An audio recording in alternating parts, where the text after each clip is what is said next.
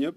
ma lay liggéey ba tey liggéey nañ fi ba tey ñu àgg ci objectif bi dañu jàpp ne dafay baax ñu ñëw échanger ak nit ñi ci objectif bi nga xamante ni ñun moom lañ doon liggéey pour am ko ñu présenter ko nit ñi ñu waxtaanee ko pour aussi mu servir ñu pour ñu mën a projeté wu ci yeneen objectif yi nga xamante ni wala boog yeneen liggéey yi nga xamante wala yeneen combat yi nga xamante ni moo sunu kanam du ñu xaar. Voilà, maintenant je ne sais pas si je démarre par le français ou par le wolof. Je peux démarrer par le français. Donc merci beaucoup. Je commencerai par saluer tout le monde, la présence de toutes ces personnes qui sont venues aujourd'hui assister, en tout cas à la conférence de presse appelée par le comité électoral, et aussi les journalistes qui ont bien voulu répondre à notre... Donc, mesdames, messieurs les invités, mesdames les journalistes, mesdames, messieurs les journalistes, chers frères et sœurs, militantes et militants de la coalition Diomaye Président 2024, je commencerai mon propos par rendre grâce à Dieu de nous avoir donné une victoire éclatante et sans appel autour de 77% des suffrages valablement exprimés lors de l'élection présidentielle du 24 mars 2024 au niveau de la commune de Ziguinchor. Ce résultat, avec un si large score, a sans nul doute massivement contribué et de façon significative et décisive à la victoire de notre candidat dès le premier tour. Nous disons donc Alhamdulillah. C'est l'occasion pour nous de féliciter puis de remercier le peuple sénégalais en général et celui de Ziguinchor en particulier d'avoir accordé leur confiance à notre candidat à travers sa coalition. Cet excellent résultat obtenu au niveau de la commune de Ziguinchor est le fruit d'un travail acharné et sans relâche sur le terrain. En effet, depuis la tentative avortée de démarrage de la campagne électorale initialement prévue le 4 février 2024, nous avons fait le pari d'entamer notre campagne électorale en dépit de la décision du président Macky Sall d'annuler son décret convoquant le corps électoral pour le vote du 25 février 2024. Et depuis lors, notre courage et notre engagement en bandoulière, dans une posture de défiance, nous n'avons pas arrêté de sillonner la commune à la rencontre des populations à travers des activités de porte-à-porte et des caravanes de sensibilisation, malgré les difficultés du contexte et l'incertitude quant à la date encore inconnue de l'élection.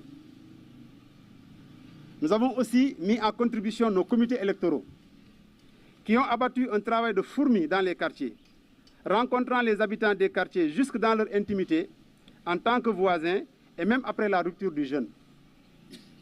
Ce travail à la base a permis de rafler la mise au niveau de tous les centres de vote de la commune de Ziguinchor avec un minimum, le plus petit score, de 62,94% au centre de vote du dispensaire de Santhiaba et un maximum de presque 90% à Djabir. Nous avons obtenu. C'est le lieu pour moi, en ma qualité de coordonnateur du comité électoral communal, de féliciter tous les comités électoraux pour cet excellent résultat obtenu dont ils sont les principaux artisans et de les remercier pour tous les efforts qu'ils ont fournis.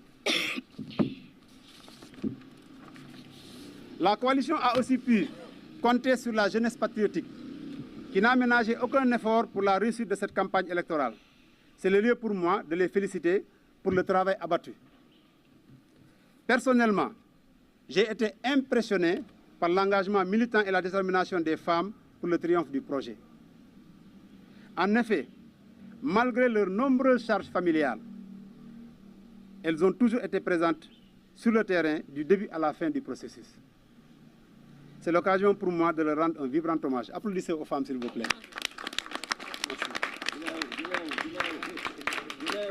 Vraiment, pour les femmes.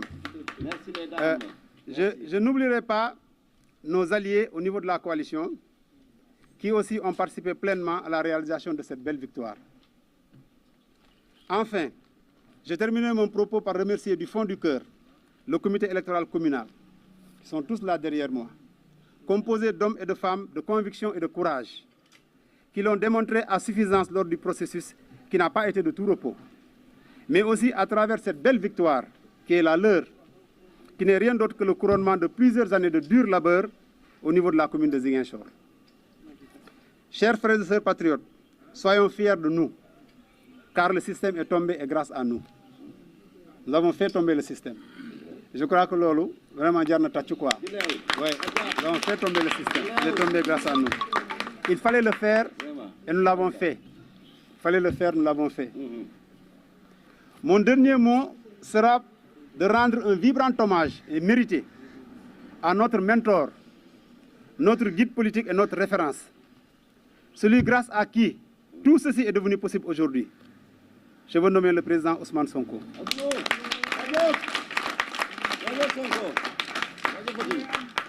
Qu'Allah subhanahu wa ta'ala éclaire notre chemin vers un Sénégal souverain. Je vous remercie de votre aimable attention. Vive le comité électoral communal de Ziguinchor. Vive la coalition Diomaye Président 2024. Et vive le président Diomaye Moïse Sonko. Merci. Merci beaucoup. Merci, Maya. Merci. Alhamdulillah.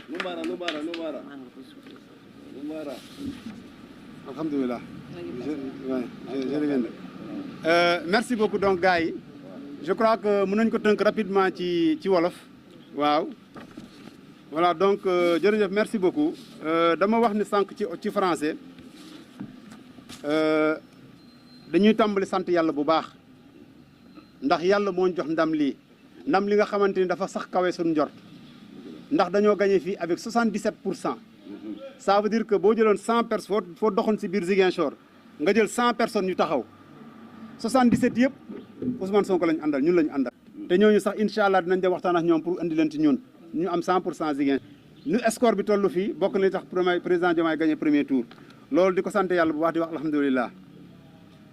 di wax ni nag di sant ak gërëm peuple sénégalais bi nga xamante ni moom moo génn ci yar ak teggin dem voter dem exprimer wu la nga xamante ni yàggoon na ko denc mu dem dans la paix mu dem exprimer wu bu baax ba mu nekk expression bu leer bi nga xam ne amul benn naataatlee benn xuloo amu ci ku bëggoon a jalgati sax ni ko peuple bi defee sax tax na ba mënutoo ko mu leer waaw peuple boobu nag jar naa gërëm jar naa sant di ci boole nag ñun waa Ziguinchor ndax ñun moo ñu concerné di sant waa Ziguinchor ndax ñoom ñoo ñu jox 77%.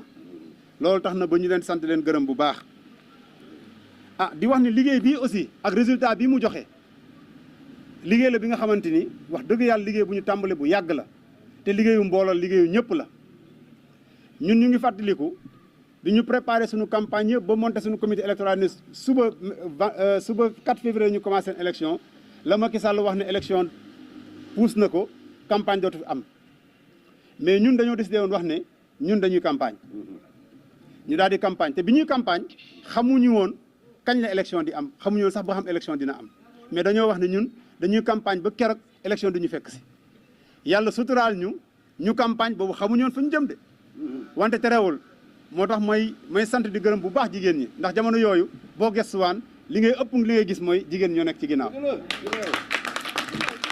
waa di wax ni aussi wax dëgg yàlla fàtte naa aussi bi ma tuddee ñëw fàtte naa magu Pastef yi magi Pastef yi représenté incarné par le doyen Sané doyen boobu tam foo gestu moo dari da nga leen seen wax dëgg yàlla di wax ni liggéey boobu ñëpp si jàppoon booba di ko def plus de 1 mois balaa ñu am lu leer ne élection dina campagne dina commencé ba élection am na date terewul ñu continuer waat ko encore ba nga xamante ni bi ñu koy def sax officiellement amuñu woon benn pression parce que boobu fekk na ñun defoon nañ ñu waroon def yëpp ba mu pare ñu daal di ko defaat encore moo indi résultat bu mag bi résultat bu rëy bi tey ñu di ko rafetlu bu baax a baax a baax a baax di leen sant loolu parce que yéen a ko liggéey di wax ni résultat boobu aussi comité électoral parce que ñun nu ñu organisé woo la comité électoral dafa nekk fii ci commune bi di ko diriger mais comité électoral dafa am ay comité électoraux yu nekk ci base bi comité électoral base yi nekk ci base boobu noonu comité bu ci nekk yow yaay gérer say centre de vote ñooñu ku nekk def nga aussi campagne ci sa zone waxtaan ak sa waa koñ ba nga xam ne nga convaincre leen pour que jour vote bi ñu votel suñu candidat bu ñu Diomaye Faye li résultat yi wane tey mooy ci centre yëpp Ziguinchor ñun ñoo gagné centre yi yëpp te score yi ñu leen gagné sax moo gën a doy waar ndax suñu score bu gën a tuuti laa wax tuuti score boobu kenn amu ko sax mais moo gën a tuuti 62,9% lañ def mooy ku gën a tuuti li mu def score te sa dispensaire Santhiaba lañ ko defee wante score bu baax la dafa tuuti parce que moo nekk à la base mais score bu gën a kawe te ñu def ko ci centre de vote fii Ziguinchor Jaabir lañ ko defee presque 90%. ça veut dire que ñii voté Jaabir boo jëlee 100 personnes 90 yëpp coalition Diomaye lañu àndal 10 rek ñoo si àndul ak coalition Diomaye te 10 yooyu bu soobee yàlla ne wuti ji incha allah andi leen ci ñun ñu renforcer suñu coalition.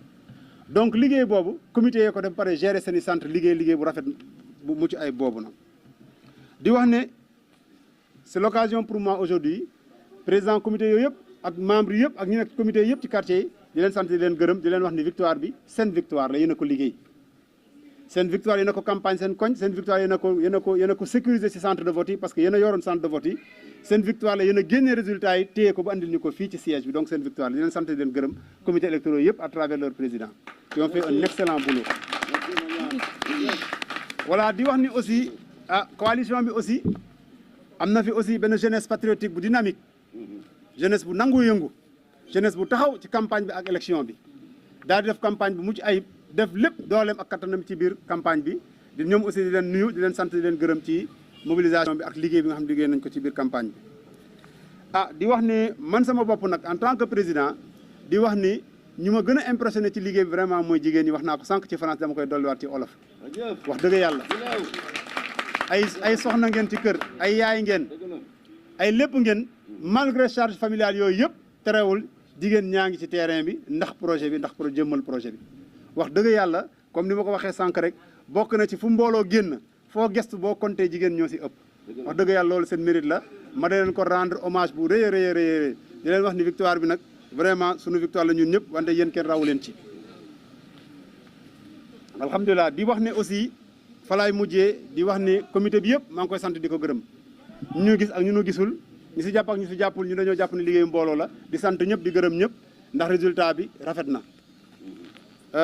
di wax patriote Sénégal yëpp ak patriote Ziguinchor yi nanu fier suñu bopp ndax gars yi lu ñu def xamuñu sax nu mu toll peut-être que suba la ñuy comprendre su ñu di raconter histoire la ñuy xam ñun lu ñuy def nu mu toll. système la ñu jël ndërmeel ko système un système qui est là depuis 1960 ba tey kenn mënu ci dara mu am ay embranchement fu ne ñu jóg ak sunu ngëm-ngëm wax nañuy xeex contre système bi.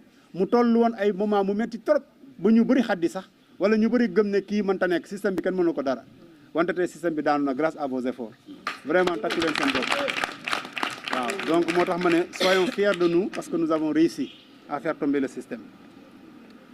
bu loolu mujjee nag ñu mujjee ci fi nga xamante ni nag mooy àlli kalaj gi mooy ki waral li yëpp ki tax li yëpp sotti tey muy sunu njiit. ñu gëm ko wóolu ko gunge ko topp ci li mu wax topp ay ndigalam ba yaa andil ñu ndam lii tolloon na ay moment nag métti na trop ñu bëri nga toll benn moment du ñu xam am jiixi jaaxa du ñu xam ban direction la ñuy jël mais mu ngi toog fi mu toog te direction bu ñu wax rek bu ñu ci àndee rek ñu gis ne après yoon yàlla ubbi na yoon ba tey ji ñu àgg fii ñu àgg nii tey donc lépp moom la muy président Ousmane Sonko waaw lépp moom la muy président Ousmane Sonko di ko sant di ko gërëm di ko ñaanal nag yàlla subhanahu wa taala sàmm ko yàlla sàmmal ko boppam yàlla lax ko fu yàq ak gul yàlla yéeneem lu mu am ci Sénégal ak ñu si ñun ñëpp yàlla mottali ko ndax loolu ñun xam nañ loolu suñu njariñ la ñun ñëpp waa gars yi loolu laa bëggoon a wax di leen sant di leen gërëm bu baax di rafetlu seen présence merci beaucoup xam naa ni après deuxième point bi naa leen présenter dans les détails les résultats au niveau de la commune de Ziguinchor. Je ne sais pas si vous voulez qu'on le fasse tout de suite ou pas.